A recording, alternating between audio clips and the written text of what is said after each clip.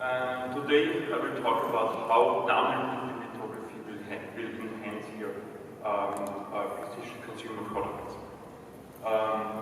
Quick introduction slide about the company. So EV Group is a leading supplier of wafer processing equipment for the nanotechnology, MEMS and semiconductor markets. We have been founded in the 1980s. We are still fully family owned and have nowadays around 1,400 employees and still rising. Our headquarters is in Austria, and we also have fully owned subsidiaries in the US, Japan, South Korea, China, and also Taiwan. We are mainly known in the market for our wafer bonding systems, especially here for hybrid diffusion bonding, but we are also very active in novel lithography areas where we are heavily focusing on our maskless exposure technology and also our nanoimprint technology, what will be the focus of the talk now. Consumer markets for EVG basically identified here 4 main areas. I mean, it's for sure AR/VR. It's still a very hot topic, and you might have read the news that also Snap and Meta, they went public with the first basically kind of consumer devices. So it's getting momentum again. It's also strongly connected to displays, so because AR/VR glasses, there's a strong need for micro-LED displays, where we're also playing a strong role for the fusion bonding and also for the lens packaging.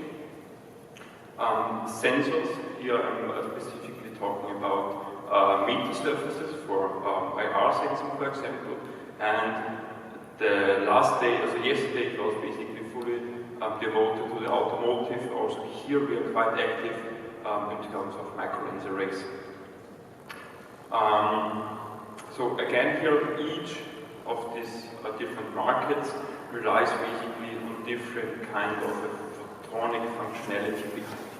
So for AR/VR, it's most of the devices that build on the surface relief grating. For displays, they're really tiny micro lens arrays, so you're talking really about the diameter of the lens of less than 5 microns. For the automotive area, on the other hand, there are bigger lenses, so here we're talking in the hundreds of microns in diameter for a micro lens array, and sensing, they are basically, will be based in the future on mid-optical surfaces. And all of these different structures can be fabricated with our systems, with the smart nil process or with the lens molding process here. So you see it's all very versatile. And this is also mirrored in the systems. Here, for instance, it's the 7300, but it's very flexible in terms of the substrate size, for example. So we can really imprint here starting from 2-inch substrates up to 12-inch. Also on the thickness of the substrates, we are very flexible. So from several millimeters down to less than 250 microns. It's reliably possible here to go through the entire manufacturing chain, and also pen-level imprinting is possible with our large area configuration. We are also basically agnostic in terms of the substrate type we want to imprint on, so we can imprint on glass, silicon, on silicon carbide, for example, also on sapphire for the LED production, and also quite the imprinting on plastic substrates. It's also getting momentum again here, I would say, especially for the AR/VR glasses to make the devices lighter and also shutterproof. Material-wise, the system is also quite flexible, so we can work with permanent imprint materials. So these materials, they will stay permanently on the substrate. So that means it has a certain functionality, like for example a high refractive index for the optical applications, or also for novel packaging application in the future with low K and low CTE for the packaging market. And also we also have the sacrificial layer imprinting, where our nil imprint is basically used as an edge mask, and and that's the way how the structure can relate hydrogen dioxide, for example, silicon oxide, or also aluminum oxide for bio-grade polarizers. And just to sum it up here again, so it's the entire bandwidth of structures can be fabricated here with the 7300 by utilizing here the smart mill process and or the lens molding process. So the smart mill process goes up to a structure height of around about 20 microns, and the lens molding features, they're starting then from 20 microns up to the millimeter range, can be said. Now it's, how does the process really look like? So basically we can set up the process here in two different main tasks. So at the first we want to create basically the step and repeat master. For sure it's also possible to get a fully populated master inside the system, but later on I will tell you why probably step and repeat might be here the more economical solution. And after we produce now the step and repeat master, we can utilize them directly for imprinting inside the EVG770. Now let's take a look on the step and repeat master fabrication and answer the question also, why is it important the step and repeat? Because regardless of the application basically, is it surface relief grading, is it wavelet optics or meter optical surfaces, to write the master, it's most of the time very, very time consuming and also expensive. Because you're using a very expensive equipment, and this equipment must write the master probably not for hours, but here really for days or even probably more than a week. So this is really scaling the cost of the hard master. But with step and repeat here, we can really address this issue by just taking here a master basically here provided by Texel, formerly known as Topman here in that case, and we put it into the step and repeat system, and then we can fully populate here our master. And this we tested it already out with a demo meter lens master. So it has meter lens-like structures on it, but at the moment the structures don't have a functionality. But in terms of the pattern shapes, they look really like the functional pattern. And we did also quite an intensive investigation. So we did EFM and SEM screening on the individual meter dies, and really from die 1 to die 6 here, this bigger dies, they are really stable in height, and also optically no missing patterns were observed here.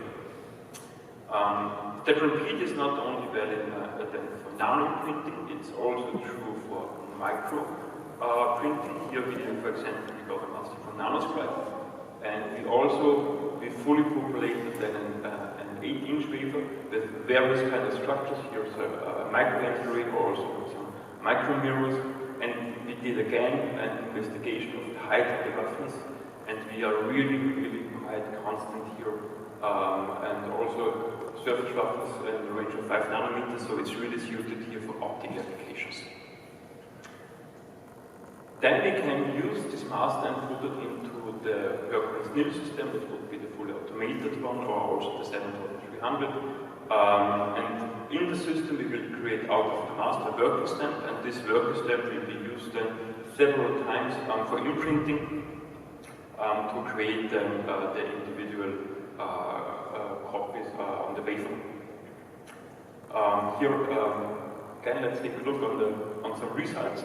Where we actually published also a white paper some time ago regarding meter lens fabrication with a Texan formerly known as Topman, where we imprinted really some lots of meter lenses to get really the entire data set of the pattern stability and if our process and the material combination is really reliable.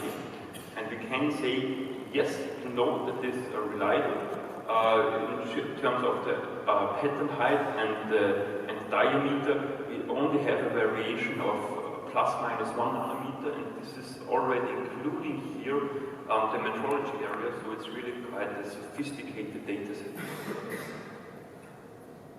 And talking about microstructures, we also did quite an extensive study here with our partner from Dilo, where we also implemented a set of lens wafers. Actually, Dilo provided the material here, what is fully qualified for the automotive industry, and we also went really the entire manufacturing chain from the master to the worker stem to the final imprints.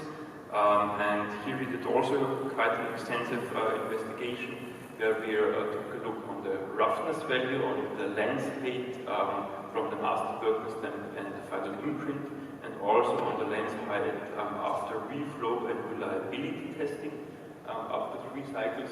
And basically you see that there is, from the RMS value, for instance, it's below 10 nanometers, so perfectly suited here for optical applications. Of course, we can really precisely control here the lens shape from the worker stem and from the final imprint. So with our shrinkage compensation, we can really address the shrinkage issue here and ensure that the pattern fidelity is ensured, and also due to the great material properties, also after reflow reliability testing after 3 cycles, we don't see any great deviation of the original shape. So, and again, 7300 can really combine here several processes. We can do smart nickel, we can do lens molding, and we can do also lens stacking. And it's suited here for all of these different kinds of structures. Is it meter optical surfaces? Is it surface relief gratings here for the ERV? Is it really free from optics here from nanoscrap, or also micro lens arrays provided here by UPMT? Our system can handle it. And I teased already some white papers. So no, first it's just get the master in and get the fully imprinted boxes out of the system. That's basically the purpose of the 7300, and that's what the system is really doing. And all the white papers can be accessed here with the link. So just go down on the web page here, and under recent developments you will find all the necessary information. Thank you for your attention.